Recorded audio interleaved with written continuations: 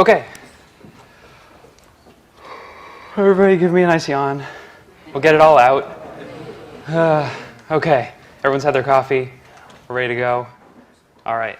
So a lot of us are doing Ruby and Rails every day, if we're lucky, or on the weekends. When we're doing all of this work, we often follow the same workflow. We're working on a chunk of code. We test that code. And then when the code is nice and tested and it's passing and everything's green, we commit. Some of us even write our tests, run those tests, they fail, we red, green, refactor, get it through. It's a nice continuous integration path. So you really get to make sure that all your code is nice and working and everything in the repository is always perfect code and nothing's ever broken, right? So that works great when your testing process is pretty quick. But sometimes you run into the problem where you're working, maybe you're going for 30 minutes on something, and then you have to run your test suite, and it takes 30 minutes. So what do you do at that point? At this, like your efficiency here is just terrible. I mean, you're spending 30 minutes going and getting coffee, talking to somebody else, walking around, waiting for this to pass before you can even commit your code. So what a lot of people do at this point is they set up a CI server, but then you've got that code, you hope it works, you put it into your version control, your CI server runs it. The next day it's like, oh, here are all the errors. Well, that was your fault. Well, no, I wrote that section, but you wrote the part that's failing the test and the regression's on you, and then you spend the morning like fixing your build. But that's really not ideal. So instead of a CI server, the goal here is to make our tests faster. So if we could get our tests running so fast that you didn't have to worry about continuous integration, and every time it was time to commit, you just knew that it was a nice green build, your team would be running a lot happier, and they'd be doing a lot more work compared to the amount of time that they'd be spending on their running their test suite. So I'm going to talk about the project here. This is a project that's now in production. We spent about 2 months with 3 developers working on it. We got it out very fast. There's a lot of code there. But this is a real project. I'm not going to use any synthetic benchmarks. You're not going to see me running like 100 times do insert into database. We're not going to optimize stuff like that. We're going to be optimizing the real test suite that's running on this application. So a little background on it. It's running Rails. I know this is GORUCO. It's a Ruby conference. All the stuff I'm going to talk about is just Ruby. It just so happens that Rails was involved in this project and is probably one of the reasons why the project is so large and has such a long test suite. I'm sure a lot of you guys are doing Rails too. We've also got Factory Girl, which is a great library from Thoughtbot that lets you generate objects to work with them in your tests. You don't have to keep track of exactly how to instantiate an object. You just call the factory, and it builds it up for you. We're using shoulda. We're on test unit, so we've got shoulda running there to give us those great contexts. And Paperclip to store user files.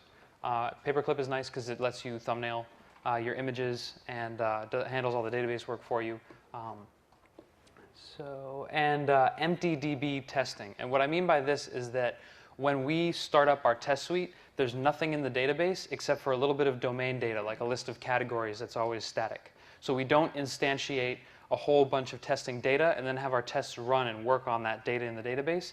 Every test is responsible for building up its environment, testing within that environment, and then breaking it back down. So these are very intense tests. When you've got Paperclip going, attaching files, you've got Factory Girl building stuff up and breaking it down for every single test, it's a lot of hard work for the test suite to do. So a little bit of background, I'm going to be doing a lot of benchmarks, so I thought I would just tell you the computer that I'm running this on.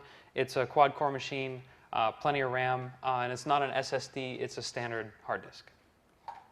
And a little bit of rake stats. We've got over 4,000 lines of tests and a little over 3,000 lines of code.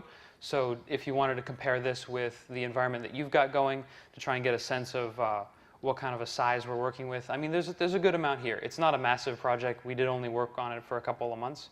But there's enough here that we can really use it as a solid benchmark. OK, so the vanilla test suite, this is just rake test. This is what comes with Rails. We've got the units, functional, integration. The whole thing runs in about 13 minutes and 15 seconds. So at this point, I'm going to make you guys participate a little bit. Has anyone not seen The Price is Right? Perfect. OK, so what I'm going to do is, as I'm going through this, I'm going to be knocking this number down with every step that I take. all right? What I want you guys to do now is think about a number, maybe write it down, maybe tweet it at GORUCO to show everyone that that's really what you guessed. And I want you to guess how long it's going to take for this test suite to run when I'm done. So think about that a little bit. I don't know if you really don't trust me and you're going to guess like 12 minutes and 15 seconds. I'm guessing at least 5 of you are going to put 1 second down if you've seen a lot of The Price is Right. But think about it. Really get a guess in there. And I'm going to ask you to raise your hands later on.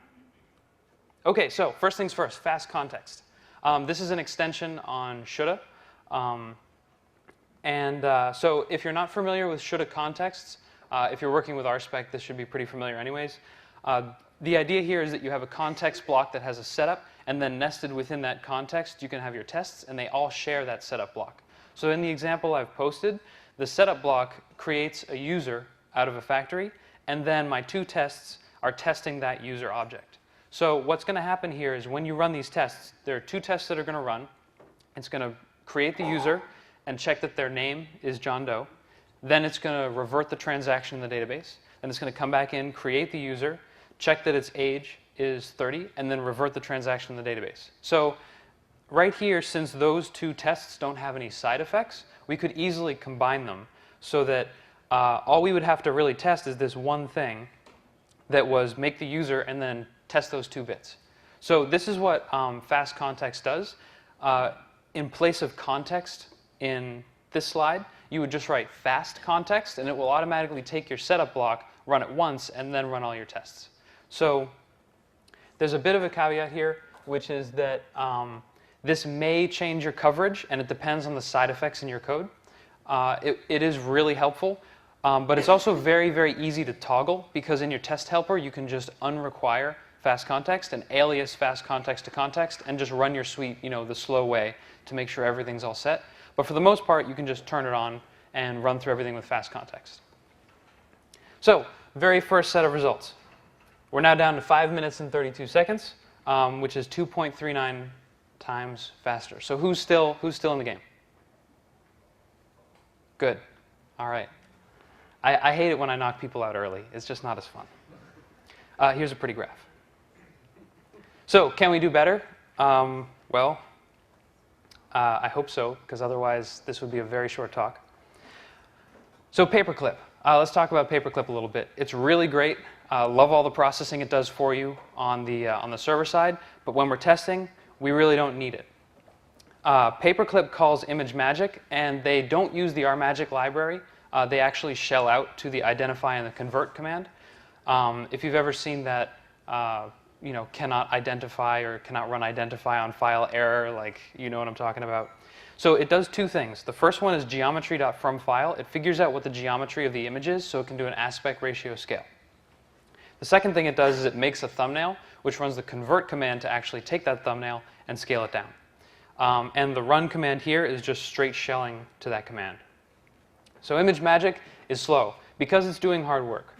It's not slow because it sucks.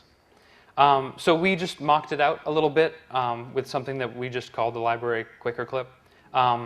And what we do here is when you ask for the geometry of an image, we just say 100 by 100. Real simple. We don't really care when we're testing what these images are. When you ask to make a thumbnail, we just copy a fixture into the destination that it wanted it, because it's nice to have the file there so you can still check to see if it's there, delete it, all that good stuff. But copying is a lot easier than converting. So that was another nice, simple fix. And the results of that is that we're down to 3 minutes and 34 seconds. So that's a little over 1.5 times faster. So who's still in? Good. OK. Those were the boring ones. They help a lot, but honestly, mocking stuff and wrapping your tests up is not very interesting. There's your pretty graph. So can we do better? Of course we can do better. Let's look at our system usage. This is a system usage graph from a little widget in Linux that I like to keep up in my toolbar. This is my CPU usage over time. So you can see I'm not really using a lot of it, and this is as I'm running my test suite. So 1 core is testing, and 3 cores are for goofing off. And I know I can read a lot of lolcats in a day, but I don't think I need 3 out of my 4 cores just to read the lolcats. Maybe I can tweet 2. I could probably have 1 core for myself and give the 3 to the testing suite. So let's talk about multi-core testing. There's a lot of existing solutions here. There's parallel tests, which used to be parallel specs, Tickle, deep test, and spec-jour. So Tickle, parallel tests, and spec-jour, one of the downsides there is that they pre-group their files, which means they take all of your test files, let's say there's 10 of them, and you're going to run on 2 cores. They take 5 of them and put them over here, take 5, put them over there. They fork the process, and then they run them both. It's really easy to do it that way, and it's also very simple, and it's usually not very error-prone. The downside is sometimes you've got 5 long files and 5 short files, and the 5 long ones hit one core and the 5 short ones hit the other core.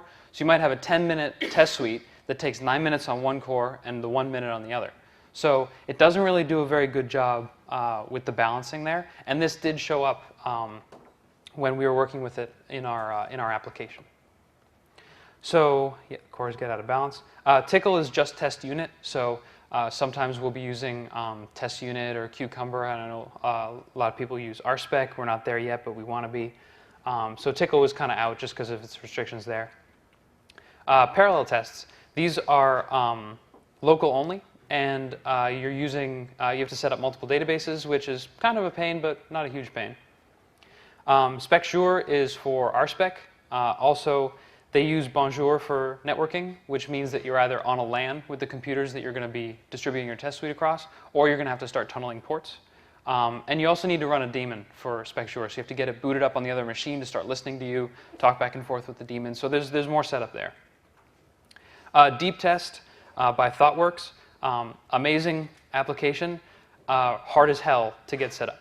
You have to set up sockets, multiple databases, remote daemons, and they've got a test suite that takes like 90 minutes because it used to take like 30 hours or something like that. Props to them, but that's just too much work for me to get going. So I'm going to talk about Hydra. It's something that kind of evolved out of what we were working with. You can check it out in my GitHub account. Hydra can handle test unit, Cucumber, and RSpec tests, so you can do all of those through Hydra. You can use Hydra locally on your computer to test across multiple cores. It uses pipes for that, which means that you don't have to set anything up at all. There's no sockets or anything like that. It doesn't work on Windows, but hopefully that won't offend anyone here. Windows doesn't have those delightful pipes. When you're going remotely, it uses SSH and rsync, meaning that you don't actually have to set anything up besides telling it how you SSH into the computer and where your test suite is. So that's it. There's no remote daemons.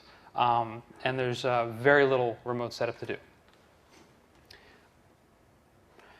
It also has a couple of extra features like deadlock retry. So if you're working on your test suite, it uses just the one database, so you don't have to set up multiple databases. If you have any deadlocks, it will automatically detect and retry those deadlocks. And it just pops it to the end of the queue, gets run again. So that's been extremely helpful. It does active load balancing, meaning that when it boots up all of its workers across your cores, they ask the main process for some work. It dishes out the work as it comes, and so it keeps all the cores balanced as much as possible. For a little bit more balancing, it actually has a little bit of testing AI, where it keeps track of how long all of your tests take and reverse sorts them by the amount of time they take. So all the long tests get run first, so that you can have the most balancing as possible throughout the running of your test suite. So long ones run for a while, and then the short ones fill in all the gaps. And it also has cross-framework RubyProf, meaning that you can run your RSpec tests, your Cucumber tests, and your test unit tests, and get one archive report. You can get one RubyProf report for the entire test suite across all of those different frameworks. I said archive because it also does archive. But I didn't mention that here. So Hydra is really easy to use. In your rake file, all you have to do is declare a task and add whatever your test file patterns are, and it will just run through them for you. That's it, just these 5 lines. Let's say we want to use Cucumber. You just tack on the features at the end. So it'll run through your test unit tests and your Cucumber tests. It figures out that usually your Cucumber tests take a lot longer than your test unit tests. It'll stick them all at the front for you, run your Cucumber stuff, and then fill in all the gaps with the shorter unit tests. So this is the hydra.yaml configuration file. You're saying, I have 2 local workers. So this would be a nice setup for if you have a dual-core machine. But that's it. You've got those 5 lines in your rake file, and you've got 3 lines in a YAML file. The reason it's in a YAML is just like database.yaml, it's not good to put this in the repository because everyone has a different computer and they like to run Hydra in different ways. So some people have quad, some people have dual. If you're lucky, you've got 8. If you're really lucky and your company is just too rich for its own good, you might have 16 logical cores. I envy you. So let's talk about environment loading a little bit. When you run a test unit, it actually loads your environment 4 times. It boots your environment up, and then to run your tests, it shells out to Ruby again to run your unit tests, and then when that's done, it shells out to Ruby to run your functional, and then it shells out to Ruby to run your integration tests. So it's pretty wasteful, something I was trying to cut down with Hydra. Cucumber's better. It loads your environment, and then it shells out to Cucumber, which loads your environment again. So it's 2, but better. RSpec, high five. 1 environment load. It just boots itself up, requires all of its files, and runs through them by default, which is great. Hydra does 1 environment load for all those frameworks. So if you have test unit tests, Cucumber tests, and RSpec tests that you're all going to run, it boots the environment once and then works from there. When it does the multiple workers, it forks them, meaning that the memory is shared between them. So there is only 1 environment boot. Even if you're running 4 processes, the environment just boots once. To show how this can really affect your code, I created a simple test unit Rails project. I just said Rails dot, and then I made 1 unit test, I made 1 functional test, and I made 1 integration test, and they all say assert true. This takes 14 seconds if you run rake test. On Hydra, it takes 4 because of that 4 environment boot versus the 1 environment boot. So 10 seconds, it's really just going to take 10 seconds off the top. Sometimes you've got a project with a bigger environment, maybe like a 15-second environment boot. When you've got 15 times 4 versus 15 times 1, that's a lot more time that you're paring down. So the workers are forked. You've got that great copy on write memory provided nicely by your operating system. So the caveats for using Hydra are that you need to have transactional and independent tests. So that means that when, if you've got a test where when you start your test framework, you create a user in your database, and then you run all your tests, and all your tests mess around with that 1 user, and then your very last test, like, might delete the user to test that, right? That might not work with Hydra, because if Hydra decides, hey, that deleting user test runs really slow, I'm going to put it at the front, it deletes the user, all your other tests depended on that user being there, that's kind of a problem because now it's not there anymore. So the solution here is to use Factory Girl, so you can set up your environment and work with the tests inside that environment. And then just break it back down. So in this way, every test is just doing its own little thing in its own world, and you don't have to depend on any of the other ones. So this is usually the #1 problem we have when we introduce Hydra on a project that's long running, is the test suite really isn't as concurrent as everybody thought it was. So the results. Now we're going from running on 1 core to expanding our test suite to run on the 4 cores of the workstation that we're benchmarking. So I brought it down to 1 minute and 26 seconds, which is 2.5 times faster than the previous result. So now who's still in? Good, because I'm not done. Pretty graph. My goal here was to make a graph that got down so far that there was only 1 pixel that I could represent with blue. We'll see if I get there. So can we do better? Of course. Let's look at the system monitor now. This is better. The blue line is the CPU usage, and below it I've added hard disk access. That red snow on the CPU mountain is I/O weight. I'll let you look at that again. That means that the kernel has said, I need this file, and then, your Ruby process says to the kernel, I need this file. The kernel says, hold on, I'm going to grab that for you all the time until the kernel responds back and says, here's the data from that file. That's the I/O wait, meaning that we're waiting on this platter hard disk to get back to us with that information. So I'm going to talk a little bit about file systems now. If you don't like getting down and dirty into the operating system, please don't cover your ears.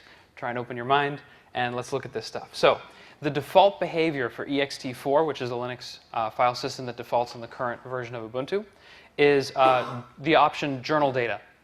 This means that when, as you can see on the screen, when the file system is mounted with the journaling, with journaling enabled, all data is committed into the journal prior to being written in the main file system, which means that journaled file systems are great. If you're installing on your Mac, there's that little checkbox that says journal, do it. It means that it writes your data to the journal, and then it writes it to the disk. So what happens is, if somebody pulls the plug on your computer while you're in the middle of writing to the journal, it pretends it never happened. If you wrote it to the journal, and somebody pulled the plug on your computer while you were writing it to disk, when the computer boots up, it replays the journal to make sure that that data is present on your hard drive. So it will recover that halfway done write. If someone pulls the plug on your computer after it's journaled and after it's written, well, it's fine, it's written. So there's another option called journal data write back. This means that the data may be written to the main file system only after its metadata has been committed into the journal. So into the journal you can write, I'm going to write some stuff to this file. Don't care about what it is. Let's just write down that I did some stuff. And then you can write to that file. And then later on, at the file system's own discretion, it will write to the journal the data that went in. So this means that you can write to the journal and you can write to the hard disk, and then someone can pull the plug on your computer, and when it does a replay, your data might not be there. So some of your data may get rolled back if you experience some sort of power outage while you're running with journal data write back. So may increase throughput. That's great. That's what we're here for. Old data after a crash. Oh no, not my fixture files. Right? We really don't care about that. Please don't do this in production. Oh no, my credit card transactions. Okay? There's a reason the default is journal data and not journal data write back, and that's because by default we want to have a nice, happy operating system. But we all know what we're doing. We can tune this a little bit. We can squeeze a little bit of performance out of our file system. Sorry. Mac guys, on HFS, there isn't an equivalent option to the journal data write back. Apple does a pretty good job. It doesn't quite match up with ext4 with journal data write back, but still, you're at least better off than the default ext4. So you're somewhere in between. You could use, you could make a partition on your Mac that uses UFS. Yep. Yeah. That does no journaling, so it should be very similar to. Yep. Yeah, you can definitely use some different partitioning styles. One of the things I actually tried was using a RAM disk, which is where you allocate a chunk of memory and you mount it to a point on your file system. And then I then ran the database off of the RAM disk and also had the project root in the RAM disk so that all the touched resources during the test suite time were inside the RAM disk. So I'll talk about that later, or probably soon. So another thing, A-time. This is an option by default on your file system to update the access time of a file whenever it's read. What that means is that every time you read a file, the hard disk has to also write that you read that file, which means that every time you read, you're also writing. This is really wasteful. Linus Torvalds even said that the #1 performance increase you can do on any Linux system is to get rid of this stupid default option. The only reason it's still here is because really old school mail clients use this to determine whether or not you've read an email by updating the access time. But none of us care about that at all. So no A time, just don't do it. Toggle that off in your file system, you'll be all set. So this is the before. We've got the red I/O stuff and the hard disk on the bottom. Afterwards, a lot less of the red stuff. And you also notice that the hard disk graph has got some deeper spaces in it. So I'll go back. A lot thicker on the hard disk, and then forward with more spaces. That's because the kernel is kind of pulsing that data back to the hard disk when it's convenient. So it'll amass a bunch of writes and then push them out, and then amass a bunch of writes and push them out. So that means that the data isn't flushed live.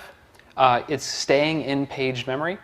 It flushes it when it's convenient, which means that you get kind of an instant RAM disk setup. So when I did that RAM disk test and compared it to these file options, I actually saw no improvement out of just reading straight from memory. This was also as fast as a solid-state drive. While I was going on my testing performance kick, my company was nice enough to give me a solid-state drive to do some testing to see if it was something we needed. And I was really sad when I found out that it wasn't any faster because I really wanted a solid-state drive. That said, I love solid-state drives. They make your computer boot up really quick. They make your apps load quick. Installing gems and packages, blazingly fast. But test suite, it didn't do anything. So the results of our file system tuning, 50 seconds. So we're now down to 1.72 times faster than the previous benchmark. So who's still in? Good. All right. We're down to maybe a quarter. Awesome. So can we do better? Of course. Ruby Enterprise Edition and RVM. So RVM is great. It helps you install different versions of Ruby really easily. I highly recommend that you check out RVM if you're not using it already. It also lets you partition away all of your gems into gem sets. So you can keep your gems at just the right version for each of your projects and swap between Ruby versions and gem versions for the different projects that you have. Installation is super easy. You install RVM. You run RVM install, which lets it hook in and override which version of Ruby you're using. And then you use RVM to install Ruby Enterprise Edition. And that's it. It'll walk you through the rest. So what's great about Ruby Enterprise Edition? TC-malloc. This is coming off of the Google Performance Tools wiki. And they say the fastest malloc we've seen works particularly well with threads. So Hydra and Factory Girl, they do a lot of memory allocation because you're always building up your environment, breaking it back down. You're also doing a lot of threading and forking with Hydra, so having an improved memory allocator helps a lot. And garbage collection. Ruby Enterprise Edition allows you to tune your garbage collector. So that's a great thing to do in production when you want to make sure that your app isn't triggering a garbage collection during a request. Because what you ideally want, user request comes in, you serve that user with whatever it is that they wanted, they get it back, they're happy, then you do a garbage collection to make sure that you don't use up all the RAM on your server, right? So it's usually nice to bump this up just a little bit for performance. Twitter does it. They boosted it just a little bit. And so in that way, they were able to respond faster and then in between do their little garbage collections. So one of the settings, Ruby heap min slots. This is the number of initial heap slots allocated. It defaults to 10,000. I wanted 1,000,000. This means, hey Ruby, grab a massive chunk of my memory and just run with it. Because when the test suite's done, the Ruby process is going to exit. All that memory is going to be freed. I really don't care. I've got 4 gigs of RAM. Just here, have a huge chunk and just run with it. All that ran off the side. The Ruby heap slots increment. The number of heap slots that are allocated when more are needed, meaning we reached our 1,000,000, it's time to get some more memory. How much more do we take? The default was 10,000, I gave it another 1,000,000, all right? So even if it needs to malloc a couple times, it's just gonna take huge stepping jumps to allocate a lot of memory.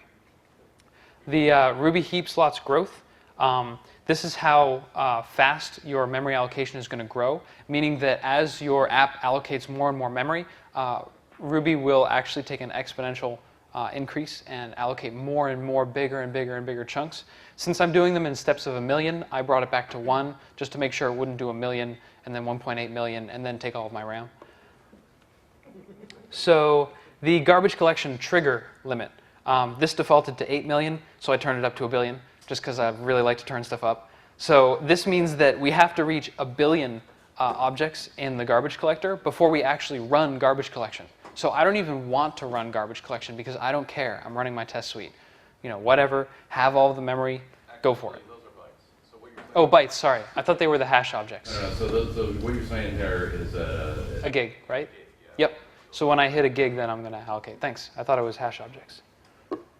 And then less than this many free slots after the garbage collection runs triggers an allocation, meaning that I did my garbage collection, I pared down the objects. If I only have 4,096 objects left, then I'm going to allocate more memory. I bumped it up because I wanted to make sure I always had plenty of memory available so I could do these mallocs right up front. So this is easy. You set this in your profile for Bash or ZSH. You just export these variables and Ruby Enterprise will pick it up for you. So here it is, just if you want to copy and paste it in somewhere. So the results of Ruby Enterprise Edition with garbage collection tuning. 18 seconds. Who's still in? Damn it. You've seen this before, you don't count. I won before. What are you talking about? Yeah. The numbers were different, though. Did you guess 1 second? No. Okay, good. What did you guess? 12. Okay. I have something for next time. All right, so I didn't make it quite down to 1 pixel. We've got a couple left, but I'm pretty happy with that 18 seconds. So let's take a look back. We started at 13 minutes and 15 seconds. we brought it down to 18. That's 44.17 times faster. And I wanted to write that again because it looks more impressive as 4,417%. I didn't change any of the application code at all. Nothing out of app, nothing out of lib, nothing in vendor plugins. I didn't change the test coverage at all, except possibly for fast context. But like I said before, it's very easy to toggle that. That might be something you want to do, once every couple of days or once a week. You toggle that off, then maybe it runs in 30 or 40 seconds, then you toggle it back on. So just to put this in perspective, what if you earn 4,417% more than you currently do? That's a lot. Also, I decided to run this on a MacBook Pro just to make sure that all of you guys out there with the little glowing Apple logos knew that all this stuff really helps too, right? So we got it down to 57 seconds on a friend's MacBook Pro. That's not the Core i5 or i7 ones. That's the previous generation Core 2 Duo. So it could be even faster, especially with those Core i7s that have the fake 4 cores. So can we do better? Of course, but it's kind of cheating, which is why 18 seconds is really my last number. But I want to talk about it anyways because some people aren't down to 18 seconds when they're done with all of this. They're still at 5, 10 minutes and they want to make it better. So distributed Hydra. We kind of glossed over it at the beginning, but I wanted to get into it a bit more. So if you can SSH into another computer that you have, maybe your desktop, maybe your laptop, maybe a server you have allocated somewhere, and you can run your test suite over there, why can't it help you as you're coding? So there's an SSH messaging system that Hydra uses. So once it connects that SSH connection, it just communicates up and down on that SSH tunnel to pass messages back and forth with the Hydra runner. So that means that you don't have to do any sockets, ports. There's no configuration. If you can SSH in, you're good. So this is what the hydra.yaml file would look like if you configure it a bit more. The first section is the local worker. So your computer is going to be doing some work. Then we have a second worker that's an SSH worker. The connect string, which is what's passed to SSH and to rsync in order to SSH in and synchronize your code.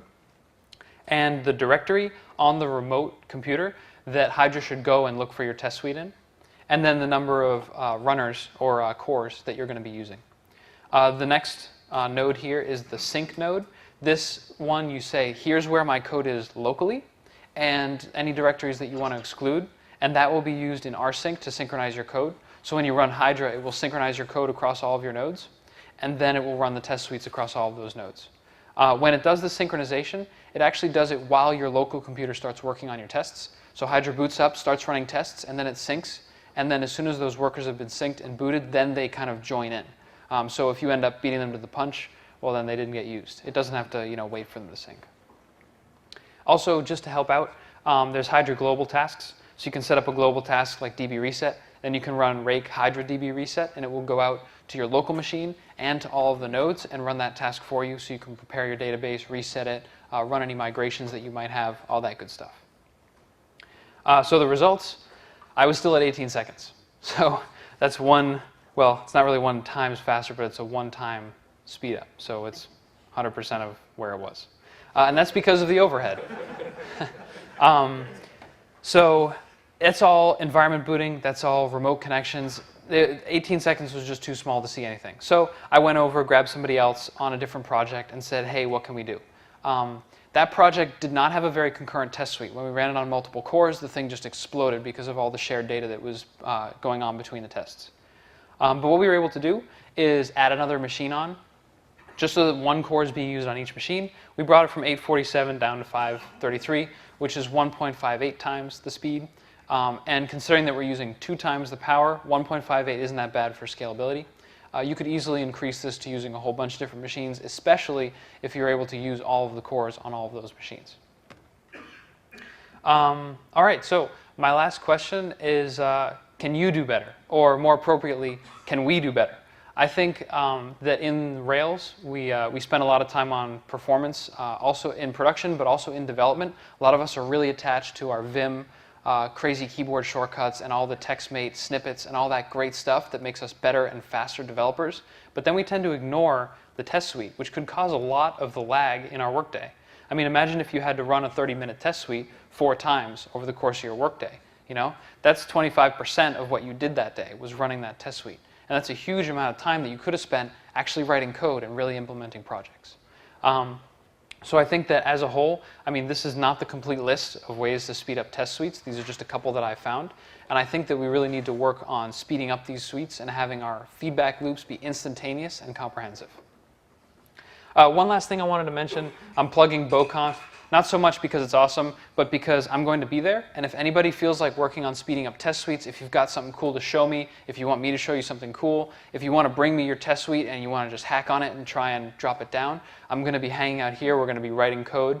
This is at RailsConf. It's the official unconference, and there's a couple flyers in the back if you wanted to take one of our pretty postcards. All right, so questions? He's asking if we have any sort of protection in place to replicate a production environment when we're running our test suite to make sure that the optimizations don't conflict with the actual performance in production. This is what a continuous integration server is really for. Continuous integration servers are supposed to mimic production, pull in the code, and run it. What we found, however, is that if it breaks in production, it breaks really hard with all these optimizations turned on. So we tend not to do that, except to have our continuous integration server, which probably would run it just on the one core. But so far, we haven't actually found any problems there. If something runs in fast context with all the side effects, it usually runs when the things aren't run with the side effects. And in that case, we do toggle off fast context. But a lot of the other issues here don't crop up in production when they've cropped up in test. But that is what you'd want to use a CI server for, is just checking that out. Because sometimes you've got developers that forgot to commit a plugin, or they didn't put a gem in the list of gems for your project, something like that. And that's what you want CI for, and then it'll blow up in those cases. He was asking if what the performance issue with deadlock retry is, and if it's faster to have multiple databases. I wanted Hydra to be really simple, and it was more important for me for it to be easy to set up than to have the multiple database improvement. What I have noticed is that on our current project, about 1 in 10 runs will encounter a deadlock on one of our Cucumber specs. So that might add an additional maybe 2 to 3 seconds to the total runtime, and that's the kind of thing where you just take a sip of water, and that's your 2 to 3 seconds on the deadlock, and it only happens 1 in 10. So it wasn't a big issue, but I think if you were running a larger project, maybe across, if you had something like 8 or 16 cores, it might become a much bigger issue, especially if you have transactions running in there. And at that point, there are some people who are working on Hydra to have it support multiple databases, and it's probably something I'm going to be merging in. So we haven't needed it yet. But it's something we've considered, and I'm sorry I don't have the numbers. So the question was using transactions in your tests when you're rolling back those transactions compared to the transaction usage in your test suite. Does that cause a problem? Yes, yes it does, and it's something that Rails warns against, saying that if you've got transactions in your tests, Rails uses transactions to do your tests. One of the things I really have wanted to try, but really you got to start from the very beginning with your test suite to do this, is running a test suite that does not use transactional tests. So you really are setting up an environment just for yourself and running it. But some applications can't support that because there's supposed to be one admin user all the time kind of stuff. So transactions can be a problem. If you do run them in your tests, what often happens is during the transaction, it locks so many tables that every other test that's running at the same time deadlocks on those tables, and they get resent around to the back of the queue. So what we tend to do is mock the transaction call in the test suite so that it doesn't use a transaction. Because for the most part, transactions are to protect the data during a request. And for a test suite, it's not as important, and you can trust Rails to do a good job with the transactions. So the question was using something like Redis on a shared connection while you're forking. One of the things that Hydra does is whenever it runs a fork, this isn't for Redis, but this is for the database. When you fork a process, it disconnects from the database and holds onto the configuration. Then it performs the fork, and then it reconnects to the database, meaning that what happened right at the beginning was the one process forked 4 ways, and they all actually had the same database connection in memory. So when the first one closed it, the other 3 tried to use it, and it had been closed by the 4th process because the database server, which is just running that one process, had lost that connection. So when I fork, I disconnect from the database, fork, and then reconnect. And you'd want to do the same thing if you're using Redis or any other service. You'd want to disconnect from the service, perform the fork, and then reconnect. And all you'd have to do is write a short wrapper method around the forking library that's being used to disconnect and reconnect to those processes. So he's asking about distributed testing with Autotest. There are some people who are very interested in bringing Autotest to Hydra. It's something that's not really at the top of my list because I worry about the issues when Autotest is running with environment, having to reboot Autotest when you're going to run your environment. Also, since it's down to 18 seconds, I didn't feel the need to be running something like Autotest, because if you're running a slow test suite, the test itself through Autotest may take 5 or 10 seconds. Why not just wait the whole 18 and run the whole thing, see all your regressions? That said, Hydra does have the capability to have that kind of functionality added to it. And I think it would be especially valuable if you were working with a really long test suite and you wanted to do something like run Autotest, but have it be Autotest distributed across frameworks. So I think that's definitely something that's really cool, that's worth checking out, but it's just not at the top of my list right now. How did I do with the RAM disk? It was the same. It was exactly the same, and that surprised me too. It was pretty shocking to find that. Usually, when you're if you've run your test suite once and your kernel's doing a good job, it's brought all of your test suite files into page memory. As your editor is working and saving those files are going to be in page memory anyways. So everything was already in memory. What was slowing us down were the writes, and using journal data write-back took care of the writes, which is where the RAM disk would help you. If you had a really slow hard drive, like maybe you've got a 5400 RPM drive on a laptop or something like that, and even with the journal data write-back, it was still waiting, or if you're doing zip or PDF generation and you've got a lot of stuff going on, it might help. But actually, the project we were testing on was generating large zip files and PDFs, so it probably wasn't doing that bad there.